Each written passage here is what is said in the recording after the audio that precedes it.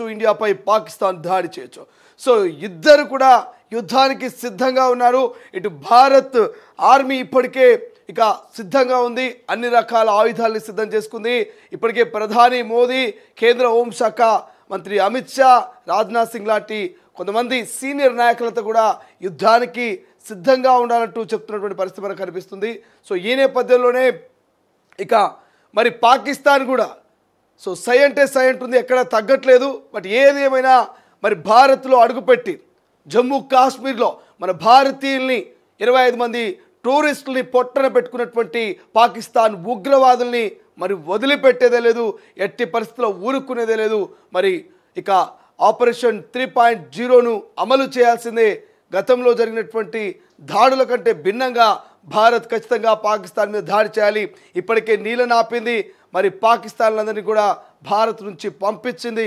ఇట్లా అనేక రకాలైనటువంటి వ్యూహాలతో భారత్ ముందుకు పోతుంది. ఎట్టి పరిస్థితుల్లో రివెంజ్ తీర్చుకునేందుకైతే మరి యావత్తు భారతీయులంతా కూడా ముక్త కంఠంతో రక్తం మరుగుతున్నప్పటికీ ఓపికగా ఉన్నారు. ఏ క్షణమైనా యుద్ధం జరిగితే మరి పాకిస్తాన్ని ఖరాఖండిగా ముక్కలుగా చేయాల్సినటువంటి అవసరం ప్రతి ఒక్కరికి ఉన్నటువంటి భావన అందరూ కూడా పెంచుకున్నటువంటి పరిస్థితి కనిపిస్తుంది. మరోవైపు ఇక కర్రెగుట్టల్లో కాల్పుల మోత కంటిన్యూ అవుతుంది. 150 బాంబులు మరి పోలీస్ భద్రతా బలగాలు స్వాధీనం చేసుకున్నాయి. కర్రెగుట్టల చుట్టూ అనేకమైనటువంటి బాంబుల్ని మావోయిస్టులు అమర్చారు. బీరు సీసాల్లో, ఇతరితర బకెట్ లాంటి వాటిల్లో, ఇక కొన్ని బంకర్లను తీస్తే బంకర్లో, ఇక డబ్బలలో మొత్తం కూడా బకెట్లలో వైర్లు, బాంబును క్రియేట్ చేయడానికి, బాంబులు తయారు చేయడానికి అవసరమైనటువంటి వైర్లు, దానికి సంబంధించినటువంటి కొన్ని ఎక్విప్మెంట్స్ని మరి మావోయిస్టులన్నీ కూడా బంకర్లను దాచిపెట్టారు. వాటన్నిటి కూడా పోలీస్ బలగాలు స్వాధీనం చేసుకున్నాయి. బట్ ఏది ఏమైనప్పటికీ 20-25 వేల మంది పోలీస్ బలగాలు కర్రెగుట్టల చుట్టూ మోహరించారు. ఇక రోజు రోజుకు టెన్షన్ వాతావరణం అవుతుంది.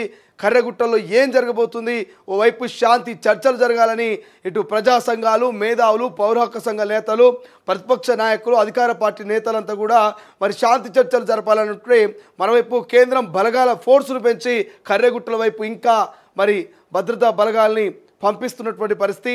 హిడ్మా సేఫ్గానే ఉన్నటువంటి చర్చ జరుగుతుంది. హిడ్మా సేఫ్గా ఉంటే ఎక్కడున్నాడు, మరి ఎలా ఉన్నాడు, ఎందుకు హిడ్మా శాంతి చర్చల మీద పూర్తి స్థాయిలో ముందుకు రావట్లేదు, ఎందుకు మరి పోలీసు భద్రతా బలగాలు హిడ్మాను పట్టుకోలేకపోతున్నటువంటి కొన్ని క్వశ్చన్స్ చాలా వరకు రేకెత్తిస్తున్నటువంటి పరిస్థితి, చాలా వరకు అందరు మధ్యలో మెదులుతున్నటువంటి ప్రశ్నలు. సో ఒక్కసారి మనం మాట్లాడుకుందాం. ప్రతిపక్ష విపక్షాలు రాజకీయాల గురించి కూడా డిస్కషన్ చేస్తూ ఉన్నాయి. మరోవైపు భారత్ పాకిస్తాన్ మధ్య యుద్ధం కావచ్చు, కర్రెగుట్టలో కాల్పులు కావచ్చు, పొలిటికల్ అంశాలు కావచ్చు, అన్నిటి గురించి మనం క్లియర్గా డిస్కషన్ చేసుకుందాం. మొదల హెడ్లైన్ చూద్దాం, తర్వాత పూర్తి వార్త కథల్లోకి పోదాం. రైట్, ఒక్కసారి తొలి వెలుగు ఈ పేపర్ కనుక మనం చూస్తే, రెడీ టు యాక్షన్, సైన్యానికి ఫ్రీ హ్యాండ్, పహల్గామ్ రివెంజ్ తప్పదు, ఆర్మీదే ఫైనల్ డెసిషన్, ప్రధాని మోదీ కామెంట్స్, నేడు సిసిఎస్ భేటీలో కీలక నిర్ణయాలు. సో ఆర్మీదే ఫైనల్ డెసిషన్ అంట. మనల్ని కంట్రోల్లో పెడితేనే ఆగరు, మన ఆర్మీని కంట్రోల్లో పెట్టే ప్రయత్నం చేస్తేనే ఎవడైనా మన భారత్ వైపు చూసినా, భారత్పై దాడి చేసినా, భారత్పై విమర్శలు చేసినా మన ఇండియన్ ఆర్మీ కన్నెర్ర చేస్తూ ఉంటుంది. ఒక్కసారి పర్మిషన్ ఇవ్వండి, బాడీ మొత్తం బుల్లెట్లతో దించుతాం, తూట్లుగా జల్లెడ లెక్క చేస్తామనేటువంటి కసి, కోపంతో ఉంటుంది ఆర్మీ. సో అటువంటి ఇండియన్ ఆర్మీకి మోదీ ప్రభుత్వం ఫ్రీ హ్యాండ్ ఇచ్చింది. ఎట్టి పరిస్థితుల్లో పాకిస్తాన్ ఉగ్రవాదుల్ని మీరు ఏం చేస్తారో చేయండి, కానీ మన టూరిస్టుల మీద జరిపినటువంటి కాల్పులు ఏవైతున్నాయో, ఆ 5 మంది 6 మంది ఎవరైతే టెర్రరిస్టులు ఉన్నారో వాళ్ళని కరాఖండిగా తూట్లు మరి కాల్చి చంపాలన్నటువంటి ఫ్రీ హ్యాండ్ మోదీ ప్రభుత్వం ఇచ్చింది. మరి ఇండియన్ ఆర్మీ ఏం చేయబోతుంది, ఇండియన్ ఆర్మీ డెసిషన్ ఎట్లుండబోతుంది అనే ఒక ప్రశ్న మొదలైంది. సో దాని గురించి కూడా డిస్కషన్ చేద్దాం. ఇండియన్ ఆర్మీ ఎటువంటి వ్యూహాలతో ముందుకు పోతుంది, ఏం చేయబోతుంది అనే అంశాల గురించి. రైట్, కాళేశ్వరం కూల్చేయండి, కాళేశ్వరం కూల్చుడే, లక్షల కోట్ల నీళ్ళలో వేసినట్లే, ఇక ప్రాజెక్ట్ ఇక వేస్ట్, కమిషన్లు తప్ప క్వాలిటీ లేదు, నిర్మాణంలో మొత్తం లోపాలే, మేడిగడ్డ మేడిపండే, అన్నారం సుందిల్లా వృధా, ఎన్డీఎస్ఏ ఇదే చెప్పింది. ఇక బీఆర్ఎస్ నేతలది భారీ అవినీతి, సిగ్గు లేకుండా ఎన్డీఎస్ఏను తిడుతున్నారు, కమిషన్లు కక్కుర్తోనే డిపిఆర్ మార్చారు, మంత్రి Uttam power point presentation. So నిన్న మంత్రి ఉత్తమ్ కుమార్ రెడ్డి సెక్రటరియట్లో పవర్ పాయింట్ ప్రజెంటేషన్ ఇచ్చారు. సెక్రటరియట్ కదా, సెక్రటరియట్లో పవర్ పాయింట్ ప్రజెంటేషన్ ఇచ్చారు. సో ఆ పవర్ పాయింట్ ప్రజెంటేషన్లో క్లియర్గా ఎన్డీసీ అదే నేషనల్ డ్యామ్ సేఫ్టీ అథారిటీ ఏం చెప్పింది, ఇచ్చినటువంటి నివేదిక ఏంటంటే కాళేశ్వరం కూల్చుడే, ప్రధానంగా మేడిగడ్డలో ఉన్నటువంటి 7వ బ్లాక్ మొత్తం పనికి రాకుండా పోయింది. ఇక అన్నారం సుందీల కథ గంగలో బూడిదలో పోసిన పన్నీరు గంగలో కలిసినటువంటి కాగితాలు లెక్క అయిందని క్లియర్ చెప్తా ఉన్నారు. కానీ హరీష్ రావు కొట్టిపారేస్తున్నాడు. సో దీని గురించి కూడా మనం డిస్కషన్ చేద్దాం. ఈ పర్రలు ఈ లక్షల కోట్ల రూపాయలు ఎట్లా వృధా అయింది అనేది. ఇక వేల కోట్ల భూములు మింగేశారు, రికార్డులు తారుమారు చేశారు, నకిలీ పత్రాలు క్రియేట్ చేశారు, అందరి లెక్కలు తెలుస్తున్నాం, భూదాన్ స్కామ్పై ఈడీ సంచలన ప్రకటన, భూములు మావేనంటున్న ఐపీఎస్లు, హైకోర్టులో 3 అధికారులు పిటిషన్ అట. చేసిందే ఆగమాగం పని అంటే మళ్ళీ హైకోర్టులో పోయి పిటిషన్ చేసి ఆ భూములు మాయ అని చెప్తున్నారట. సో ఈడీ మరి ఎవరిని వదిలిపెట్టదనేటువంటి నమ్మకంతో తెలంగాణ ప్రజలు ఉన్నారు కాబట్టి ఈడీ ఎట్లా వ్యవహరిస్తుంది, ఎంత దూకుడుగా ముందుకు పోతుంది, మరి ఇంత ఇన్వాల్వ్మెంట్ అయ్యి పత్రాలని తారుమారు చేసినటువంటి ఐఏఎస్ ఐపీఎస్ ఆఫీసర్ల విషయంలో ఏం తీర్పు రాబోతుందో చూడాల్సిన అవసరం ఉన్నది. కావాలనే గెంటేశారు, టూరిజంలో చాలా కృషి చేశా, అయినా ట్రాన్స్ఫరే దక్కింది, పనిచేసుకుంటూ పోతాను, ఫలితం ఎప్పుడు ఆశించను. ఎక్స్లో ఐఏఎస్ స్మిత ఇంట్రెస్టింగ్ పోస్టు. ఇక భగవద్గీత శ్లోకంలో సర్కార్కు కౌంటర్ అట. రాష్ట్రంలో వివాదాస్పద ఐఏఎస్ అధికారిని స్మితా సబర్వాల్ ఏం చేసినా సంచలనం అవుతుంది. ఇటీవల హెచ్సియు భూముల వివాదంపై సర్కార్కు వ్యతిరేకంగా ట్వీట్ చేసి ఆమె పోలీసుల విచారణను కూడా ఎదుర్కోవాల్సిన పరిస్థితి వచ్చింది. ఆ వెంటనే ఆమెను టూరిజం శాఖ నుంచి రాష్ట్ర ఫైనాన్స్ కమిషన్ మెంబర్ సెక్రటరీగా ప్రభుత్వం బదిలీ చేసింది. ఇది ఆమెకు పనిష్మెంట్ అన్న ప్రచారం జరుగుతున్న వేళ స్మిత తాజాగా మరో సంచలన ట్వీట్ చేశారు.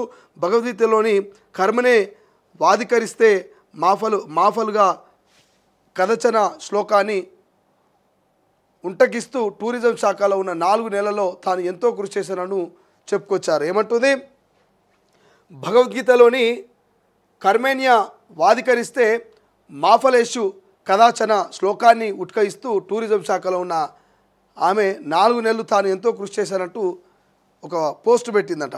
సో మరి ఈ పోస్ట్కి ఎట్లా రియాక్ట్ అవుతుందో ప్రభుత్వంలో పెద్దలు ఎట్లా రియాక్ట్ అవుతారో చూడాలి. ఇక బంకర్లపై ఫోకస్ అంట. ఆగని ఆపరేషన్ కగారు, గుట్టల చుట్టూ 24,000 మంది జవాన్లు, 1000 మంది నక్సల్సే టార్గెట్. కర్రెగుట్టలో హైటెన్షన్. తెలంగాణ ఛత్తీస్గఢ్ సరిహద్దు ప్రాంతాల్లోని కర్రెగుట్టల్లో మావోయిస్టుల కోసం భారీ సెర్చ్ ఆపరేషన్ కొనసాగుతున్నది.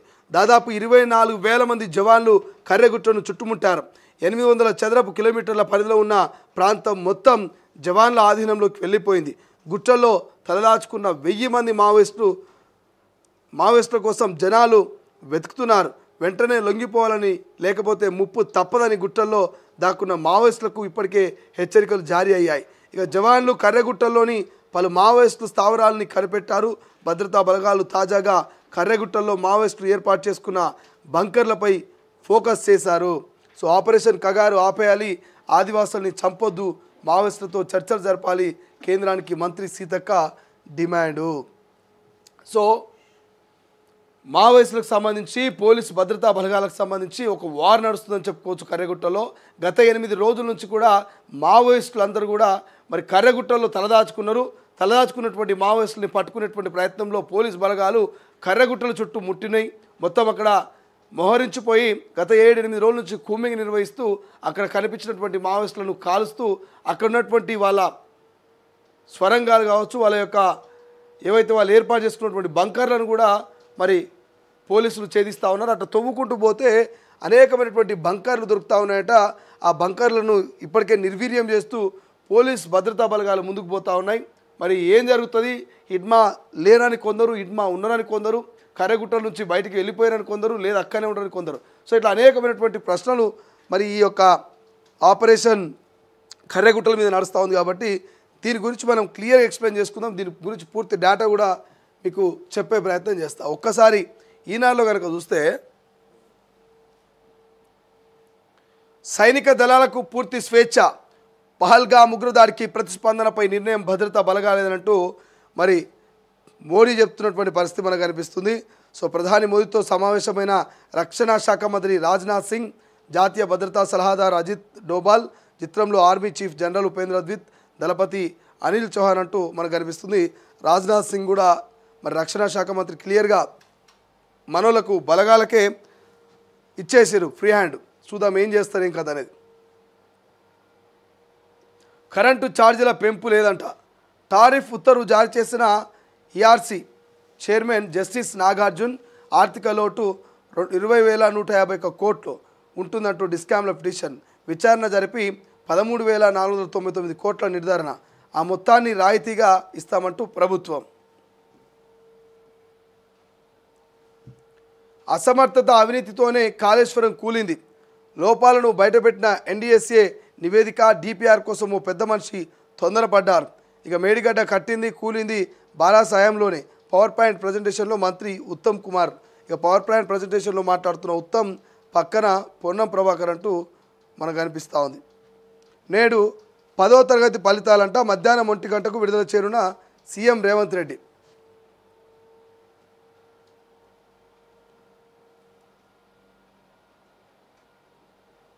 లక్ష కోట్ల వృధా అయితే నీళ్ళెలా వస్తున్నాయి. కొండపోచమ్మ మల్లన్న సాగర్ కాళేశ్వరంలో భాగం కావా. ఖర్చు 90,000 కోట్లు అయితే లక్షల కోట్ల నష్టమేలా.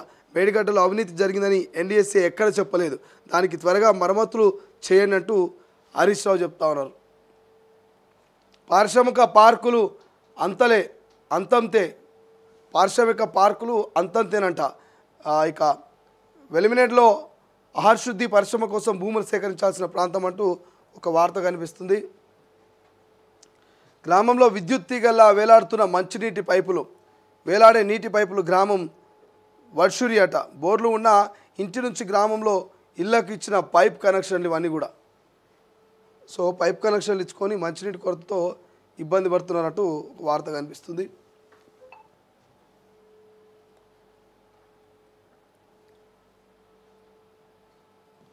అమెరికాలో ట్రక్ డ్రైవర్లు ఆంగ్లం మాట్లాడాల్సిందేనట.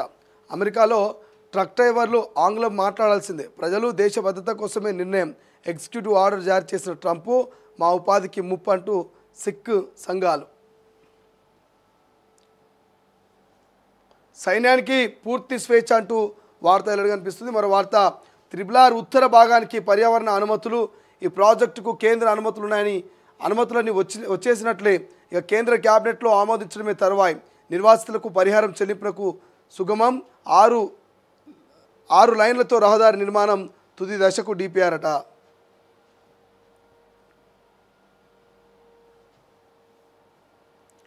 అసౌకర్యం కలగొద్దంటూ ఇక మిస్ వరల్డ్కి వచ్చే పోటీదారులు అతిథులకు ఎలాంటి ఇబ్బందులు లేకుండా చూసుకోవాలి. కట్టుదిట్టమైన భద్రత ఏర్పాట్లు చేయండి. ఏర్పాట్లపై ఉన్నతాధికారులకు సీఎం రేవంత్ ఆదేశం. మే 2న 224 మంది ఏఈలకు నియామక పత్రాలంటూ వార్త కనిపిస్తుంది. ఇక స్మితా సబర్వాల్ ఇంతకుముందు మనం చదువుకున్నాం కదా, కర్మణ్యే వాధికరిస్తే మాఫలేషు కదాచన అని బదిలీ నేపథ్యంలో భగవద్గీత శ్లోకం పోస్ట్ చేసిన స్మితా సబర్వాల్ అంటూ వార్త కనిపిస్తుంది. ఇక కాళేశ్వరం బాధితుల్ని వదలమంటూ సచివాలయంలో మీడియాతో మంత్రులు ఉత్తమ్, పొన్నం ప్రభాకర్ వీళ్ళందరూ కూడా పవర్ పాయింట్ ప్రజెంటేషన్ ఇచ్చారు. ఆ వార్త మనకు హైలైట్గా కనిపిస్తూ ఉంది ఆంధ్రజ్యోతిలో. ఇక వాహనం ఢీకొని 2 నర్సింగ్ విద్యార్థినుల మృతి. మరో విద్యార్థినితో పాటు ఓ బాలుడికి తీవ్ర గాయాలు. డ్రైవర్ మద్యం మత్తే కారణం. త్రుటిలో తప్పించుకున్న గర్భిణి. జోగులాంబ గద్వాల్లో ఘటన అనట. పాపం 2 నర్సింగ్ విద్యార్థినులు మృతి అయ్యారట. త్రుటిలో ఒక గర్భిణి తప్పించుకున్నదట. డీజీపీ పేర్ల జాబితా వెనక్కి రాష్ట్రానికి తిప్పి పంపిన యూపీఎస్సీ అట. ఇక ఆపరేషన్ కగారును నిలిపివేయనంటూ మావోయిస్టులతో శాంతి చర్చలు జరపాలంటూ కేంద్రానికి మంత్రి దనసరి సీతక్కకు డిమాండు. శాంతి చర్చల కోసం కేంద్రంపై ఒత్తిడి తెస్తాం. 2న సదస్సు నిర్వహిస్తామంటూ వామపక్ష పార్టీలు. వెలుగులో ఉన్నటువంటి హెడ్లైన్ చూస్తే సేమ్ యాస్టిస్ వెలుగులో కూడా టార్గెట్లు టైము డిసైడ్ చేయండి, ఎలా దాడి చేస్తారన్నది మీ ఇష్టం అంటూ త్రివిధ దళాలతో మోదీ ఫుల్ యాక్సెస్ ఇచ్చినటువంటి వార్త మనకు కనిపిస్తూ ఉంది. ఇక కమిషన్ల కాళేశ్వరం లోపల పుట్ట, ఇది దేశ చరిత్రలోనే అతిపెద్ద మానవ తప్పిదం అంటూ మంత్రి ఉత్తమ్ కుమార్ రెడ్డి చెప్తున్నటువంటి ముచ్చట నిన్న పవర్ పాయింట్ ప్రజెంటేషన్ తర్వాత మీడియాతో మాట్లాడిన అంశం వెళ్ళడం కనిపిస్తుంది. ఇక భూదాన్ భూములపై ఆఫీసర్లలో టెన్షన్ అట. 4 సర్వే నెంబర్లు నానా చిక్కులంటూ మరి మహేశ్వరం మండలం నాగారానికి సంబంధించినటువంటి వార్త మనకు కనిపిస్తుంది. సో మరి నాగారంలో ఎంత భూదాన్ భూమి ఆగమైంది ఏం కథ అనేది మరి చూడాల్సినటువంటి అవసరం ఉన్నది. ఇక రాయబేరిలోని విశాఖ ఇండస్ట్రీ 2 మెగావాట్ల సోలార్ రూఫ్ ప్లాంట్లు ప్రారంభించిన కాంగ్రెస్ అగ్రనేత రాహుల్ గాంధీ పర్యావరణ పరిరక్షణలో విశాఖ ఇండస్ట్రీస్ కృషి బాగున్నది, గ్రీన్ ఎనర్జీలు కీలక పాత్ర పోషిస్తున్నట్టు ఇక కర్బన్ ఉద్గారాలు తగ్గించడంలో విశాఖ ఉత్పత్తుల్లో ఎంతో అవసరమని వ్యాఖ్య. కంపెనీ సేవలు వివరించిన చైర్మన్ వివేక్ వెంకటస్వామి, ఎండి సరోజా వివేక్ అంటూ వార్త కనిపిస్తుంది. ఇక మిస్ వరల్డ్ పోటీలకు ఘనంగా ఏర్పాట్లు ప్రతిష్టాత్మకంగా నిర్వహించాలంటూ సీఎం రేవంత్. నేడు 10th ఫలితాలంటూ ఒక వార్త అనేది కనిపిస్తుంది. రిలీజ్ చేయనున్న సీఎం రేవంత్ రెడ్డి ఈసారి గ్రేడ్లకు బదులుగా మార్కులు, పరీక్షలు రాసిన 5.09 లక్షల మంది విద్యార్థులు. ఇక ప్రభాకరరావు బెదిరించి బీఆర్ఎస్ బాండ్లు కొనిపించాడు. హైకోర్టులో Sandhya convention, MD Sridhar Rao implead petition, phone tapping కేసులో కీలక పరిణామం అట. రైట్గా దిశలో చూస్తే దిశలో కూడా కామన్గా నేడు 10th రిజల్ట్ కనిపిస్తుంది. హైకోర్టుకు 3 ఐపీఎస్లు అంటూ మరి మహేశ్వరానికి సంబంధించిన భూదాన్ వ్యవహారం కనిపిస్తుంది. సైన్యానికే ఫ్రీ హ్యాండ్ అంటూ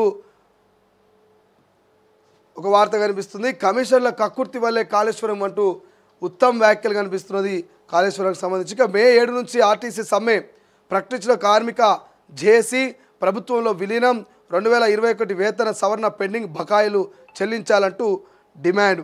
ఇక ఆపరేషన్ కగార్ను ఆపాలి, ఆదివాసీల హక్కులను కాలరాయద్దంటూ జాతి బిడ్డగా వారికి అండగా నిలుస్తా, కేంద్ర ప్రభుత్వానికి మంత్రి సీతక్క రిక్వెస్ట్. అవినీతి జరిగిందని ఎన్డీఎస్ఏ చెప్పలేదు, కాళేశ్వరం నిర్మాణానికి చేసిన ఖర్చు 90,000 కోట్లు, 1,00,000 కోట్ల అవినీతి అంటూ ఉత్తమ్ సిగ్గులేని వ్యాఖ్యలు. కొడంగల్ నారాయణపేట లిఫ్ట్కు డిపిఆర్ ఉందా, నీళ్లు లేవని సిడబ్ల్యూసీ చెబుతూనే తుమ్మిడిహెట్టి నుంచి మార్చాం, ఇప్పటికైనా మేడిగడ్డను రిపేర్ చేసి రైతులకు న్యాయం చేయండి, మాజీ మంత్రి సిద్దిపేట ఎమ్మెల్యే హరీష్ రావు వ్యాఖ్యలు. ఇక వ్యవసాయ కార్పొరేషన్లు విలీనం అంటూ ఒకే గొడుగు కిందికి తెచ్చేలా సర్కార్ ప్లాన్, 2 నెలల్లో ప్రక్రియ పూర్తి చేసేలా చర్యలు, చైర్మన్ల పనితీరుపై సర్కార్కు ఫిర్యాదు, ప్రభుత్వ స్కీమ్స్ ప్రచారంలోనూ విఫలమని రీజన్, వారం రోజుల్లో కార్పొరేషన్ల పనితీరుపై అధికారుల నివేదికనట. ఉద్యాన విత్తన అభివృద్ధి, HACA Agros, ware housing, seed certification మోర్చ్, సో అన్నీ కూడా మెర్జ్ అయ్యే అవకాశం కనబడుతున్నాయి. ఇక ఎంపీ వర్సెస్ ఎమ్మెల్యే, ఆవేశంతో ఎమ్మెల్యేపై చేయి చేసుకున్న ఎంపీ, ప్రతీకగా అంతే స్థాయిలో స్పందించిన ఎమ్మెల్యే, సర్ది చెప్పలేక ఇబ్బంది పడ్డ మాజీ శాసనసభ్యుడు, మంత్రి కారులోనే ఘటన, మౌనంగా ఉండిపోయిన మినిస్టర్, నియోజకవర్గంలో జోక్యంపై ఇద్దరు మధ్య వాగ్వాదం అంట. సో మరి ఎవరు ఆ మంత్రి, ఆ ఎంపీ ఎవరు, మరి ఆ ఎమ్మెల్యే ఎవరు? ఆవేశంతో ఎమ్మెల్యేపై చేయి చేసుకున్న ఎంపీ అట. ఈ మధ్య అధికార పార్టీ నేతల మధ్య ఆ ముష్టి యుద్ధాలు వెలుగులోకి వస్తున్నాయి. ఈ పరిస్థితులు కింది స్థాయి లీడర్ల మధ్య జరిగితే పెద్ద విషయమేం కాదు, కానీ ఓ ఎంపీ మరో ఎమ్మెల్యే మధ్య జరగడం కాంగ్రెస్ వర్గాల్లో హాట్ టాపిక్గా మారింది. ఈ ఘటన వారం రోజుల క్రితం ఓ మంత్రి వాహనంలో అందరూ కలిసి జర్నీ చేస్తున్న సమయంలో చోటు చేసుకున్నది. ఎంపీ ఎమ్మెల్యే మధ్య మాటలతో ప్రారంభమైన సంభాషణ తర్వాత వాదనలకు దారితీసింది. చివరికి ఒకరిపై మరొకరు చేయి చేసుకునేంత వరకు వెళ్ళింది. పరిస్థితి మరింత ముదిరే ప్రమాదం ఉందని గ్రహించిన మాజీ ఎమ్మెల్యే ఇద్దరికి నచ్చజెప్పేందుకు అష్ట కష్టాలు పడ్డాడని వార్త రాసి మరది దేనికి సంబంధించింది ఎవరు అనేది మనం వివరాల్లో చూద్దాం. 200 కోట్ల స్థలానికి క్లియరెన్స్ అంటూ గుట్టల బేగంపేటలో 3 ఎకరాల యుఎల్సి ల్యాండ్ అంటూ ఒక వార్త హైలైట్గా కనిపిస్తుంది. ఇక స్వేచ్ఛలో టార్గెట్ టైమింగ్ మీ ఇష్టం అంటూ మోడీ మరి ఫ్రీ హ్యాండ్ ఇచ్చినటువంటి వార్త హైలైట్గా కనిపిస్తుంది. కాళేశ్వరం మంటలు, ఎన్డీఏ జేబు సంస్థ అంటూ, ఇక అంతా బీఆర్ఎస్ పాపం అంటూ, కాంగ్రెస్ది 2 నాలుకల ధోరణి అంటూ కిషన్ రెడ్డి మరి మండిపాటు కనబడుతుంది. ఇక భూదాన్లో కొత్త రిజాలు అంటూ ఓ వార్త కనిపిస్తుంది. హైకోర్టులో ఐపీఎస్లో పిటిషన్లు అంటూ మహేశ్వరానికి సంబంధించిన వార్త హైలైట్ కనిపిస్తుంది. నాడుస్తారా తేలుస్తారా, ఇందిరాసాగర్ చెరువు కత్వా అక్రమాలపై స్వేచ్ఛా కథనం అంటూ ఒకటి హైలైట్ కనిపిస్తుంది. ఇక స్మితా గీతోపదేశం, ప్రోటోకాల్ ఫైట్స్ అంటూ జిల్లాలో కొందరు ఆఫీసర్లు అత్యుత్సాహం అంటూ, మంత్రులు వస్తే ప్రోటోకాల్ హడావిడి, ఎమ్మెల్యేలని మాత్రం పట్టించుకొని వైనం. భద్రాద్రి కొత్తగూడెంలో తాజాగా మరో ఘటన, ఉమ్మడి ఖమ్మం నల్గొండ వరగాల్లో కాస్త ఎక్కువ అంటూ వార్త హైలైట్ కనిపిస్తుంది. ఎలకతుర్తి సభ సక్సెస్ క్రెడిట్ ఎవరిది? కేటీఆర్దా, కవితకా, లేక వరంగల్ జిల్లా నేతలదా? ఇక ముమ్మర ఏర్పాటు చేసిన జిల్లా నాయకుల నిత్యం సమీక్షలు చేస్తూ జోష్ నింపిన కేటీఆర్. మరి ఉమ్మడి జిల్లాలో కవిత వరుస పర్యటనలు అంటూ మరి ఎవరిది ఈ క్రెడిట్ ఎవరికి పోతుందని వార్త కనిపిస్తుంది. ఇక రఘునందన్ రావుపై ఫిర్యాదు, అన్యాక్రాంతమైన భూములపై విచారించండి. ఈమెయిల్ ద్వారా అడ్వకేట్ రవికృష్ణ ఫిర్యాదట. నమస్తే తెలంగాణ ఒకసారి చూస్తే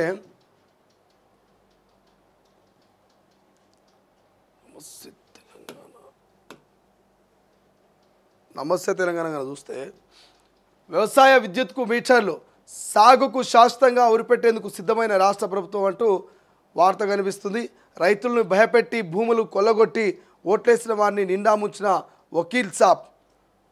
రైతుల్ని భయపెట్టి భూములు కొల్లగొట్టి ఓట్లేసిన వారిని నిండా ముంచిన వకీల్ సాబ్ అసైన్డ్ భూముల్ని పట్టాగా మారుస్తానని హామీ. మాట తప్పి ఆ భూములపైనే ప్రజాప్రతినిధి కన్ను.